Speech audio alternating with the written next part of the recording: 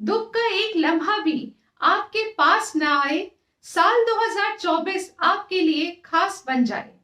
आज इस वीडियो में हम चर्चा करने जा रहे हैं कि साल 2024 मिथुन राशि व मिथुन लग्न के जातकों के लिए कैसा रहेगा। आप सभी अपनी राशि तो जानते ही हैं, परंतु यदि आप लग्न नहीं जानते हैं तो समझ लीजिए, यदि आपकी लग्न कुंडली के प्रथम भाव में नंबर लिखा है 3, तो आप मिथुन लग्न के जातक हैं। ऐसी स्थिति में सबसे पहले हम जान लेते हैं कि बड़े ग्रहों की स्थिति पूरे साल मिथुन लग्न के जातकों के लिए या मिथुन राशि के जातकों के लिए कैसी रहेगी। तो मित्रों, देवगुरु बृहस्पति 30 अप्रैल तक आपके एकादश भाव में विराजमान है, वहीं शनि देव आपके भाग्य भाव में विराजमान है। तो आप समझ लीजिए, दो पॉजिटिव प्लैनेट बहुत अच्छी स्थिति बनाकर आपके लिए बैठे हैं। यानी 30 अप्रैल तक जब देवगुरु बृहस्पति आपके एकादश में रहेंगे, ऐसी स्थिति में आपके आमदनी में वृद्धि करते रहेंगे, सोर्स ऑफ इनकम आपकी बढ़ सकती है, साथ ही आपके जीवन में अचानक शुभ समाचार देने की कारण बनाते रहेंगे। ये शुभ समाचार संतान से संबंधित हो सकता है, धन से संबंधित हो सकता है। देवगुरु बृहस्पति आपको वैवाहिक जीवन में भी लाभ की स्थिति देते रहेंगे। साथ ही यदि आप पार्टनरशिप में काम करना चाहते हैं या कोई नई पार्टनरशिप शुरू करना चाहते हैं, वो आप 30 अप्रैल से पहले कर लें तो आपके लिए बहुत शुभकारी रहेगी। साथ ही देवगुरु बृहस्पति आपकी इच्छाओं को पूर्ण करने के योग भी साल 2024 में बना देंगे। इसके साथ ही हमने बात की थी शनि देव की, जो कि आपके भाग्य में विराजमान है। तो भाग्य में शनि देव के बैठने से आपको भाग्य का साथ पूर्ण रूप से मिलता रहेगा और शनि देव आपके भाग्य में पूरे साल बने रहेंगे। यानी साल 2024 मिथुन राशि व मिथुन लग्न के जातकों के लिए भाग्यशाली सिद्ध होने वाला है। आपके भाग्य से संबंधित सभी कार्य 2024 में आपके बन जाएंगे। अब बात कर लेते हैं राहु व केतु की। तो मित्रों, राहु केतु आपके 10वें व चतुर्थ भाव में 30 अक्टूबर को प्रवेश कर चुके हैं। तो यहाँ से आप समझ सकते हैं कि आपके करियर में, व्यवसाय में छोटी छोटी रुकावटें ये अवश्य प्रदान करेंगे। आपको एक भ्रम की स्थिति आपके मन में जरूर उत्पन्न करेंगे, ताकि आपके कार्यों में डिले की स्थिति बने, रुकावट की स्थिति बने।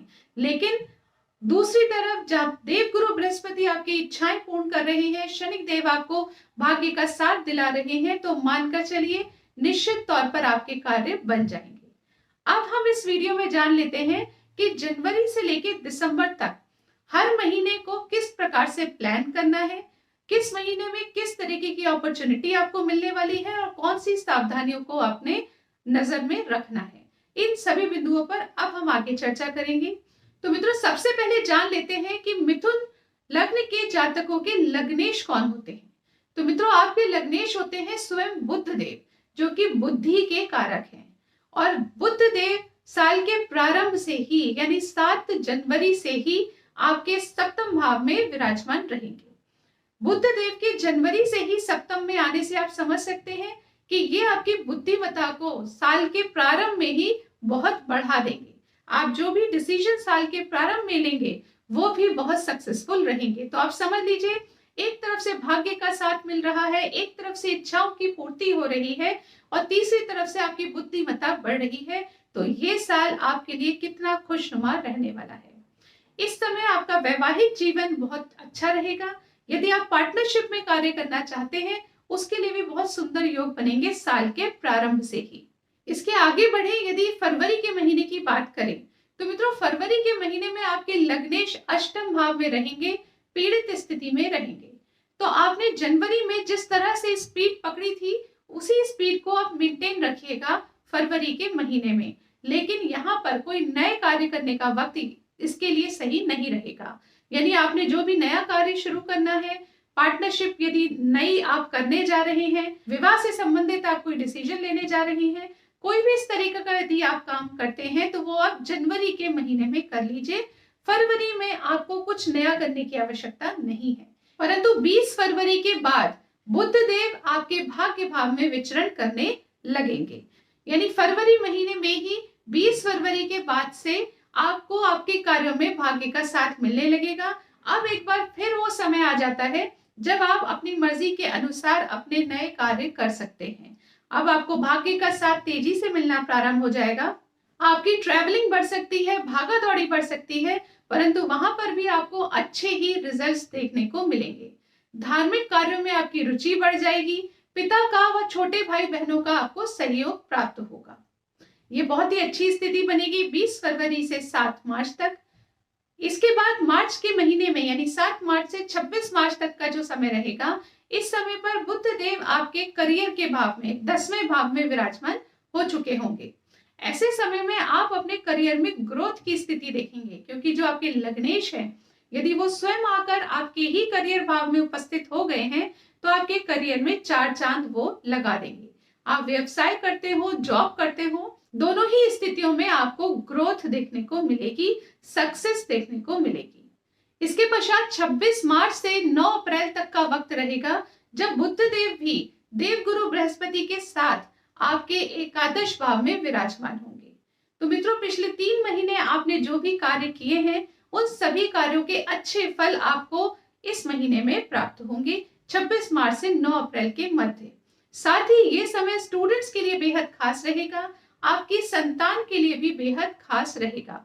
बहुत ही अच्छे योग आपकी संतान के लिए भी इस समय पर बनेंगे।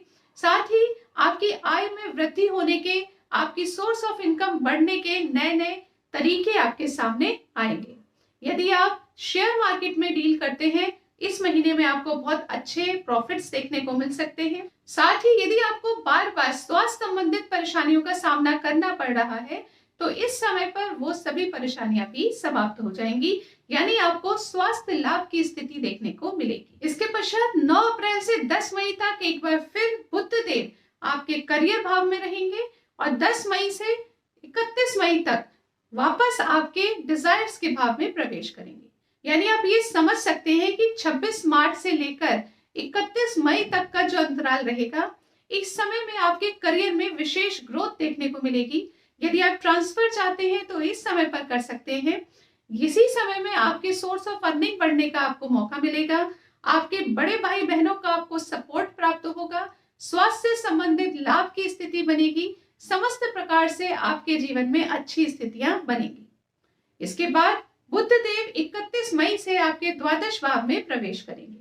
ये वो समय रहेगा जब आपकी विदेश संबंधित इच्छाएं पूर्ण होगी।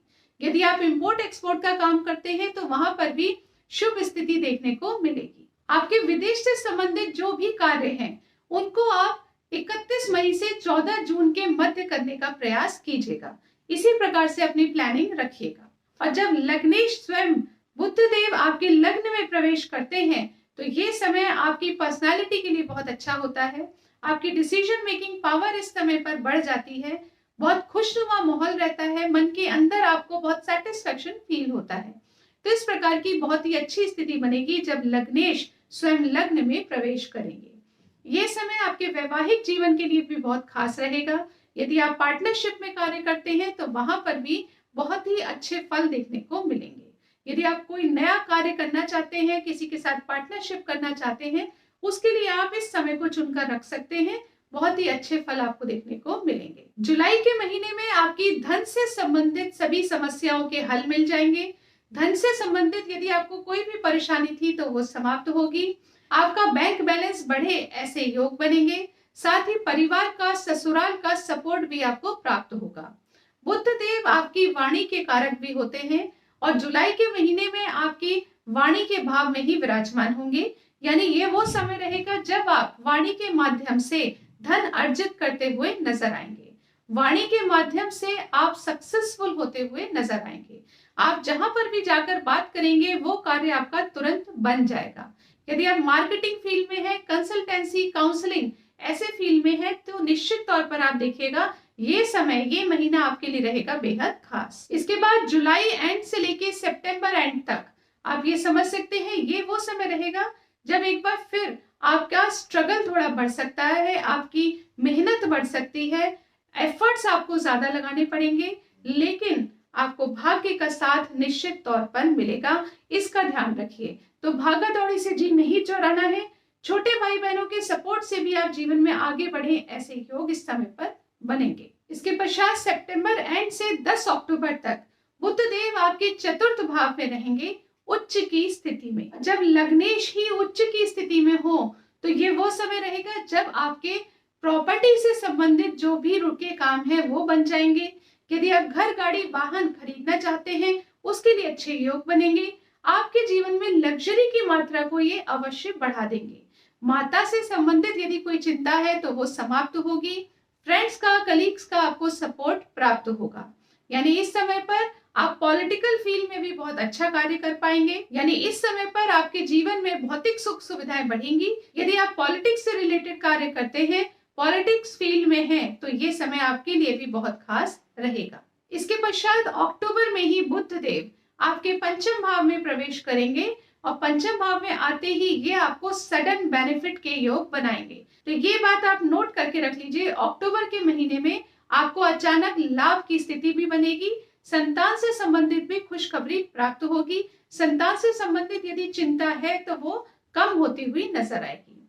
तो इस प्रकार से सडन बेनिफिट्स यानी आकस्मिक लाभ के योग बनेंगे आपके 10 अक्टूबर के बाद, अक्टूबर के महीने में। इसके बाद नवंबर व दिसंबर के महीने में बुध देव आपके छठे भाव में विचरण करेंगे। ये समय जॉब करने वाले जातकों के लिए तो खास रहेगा। आपके जो गुप्त शत्रु हैं उन पर आप विजय प्राप्त करेंगे। कोर्ट कचहरी मुकदमे की यदि स्थिति चल रही है वहां पर भी आपके पक्ष में आने के चांसेस बढ़ेंगे। यदि आपको लोन लेना है या लोन के लिए आप परेशान हो रहे थे, उसके लिए भी अब आपके लिए बेटर स्थिति बनेगी।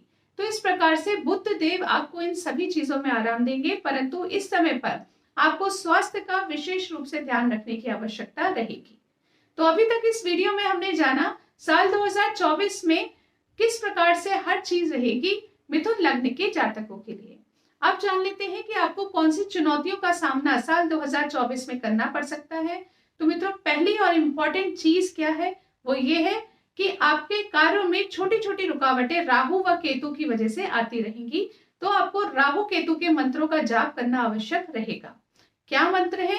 ओम रांग राहवे नमः, इस मंत्र का जाप कीजिए। ओम केम केतवे नमः, इस मंत्र का जाप कीजिए। यदि आप इन दोनों मंत्रों का जाप करेंगे तो बहुत अच्छी स्थिति बनेगी।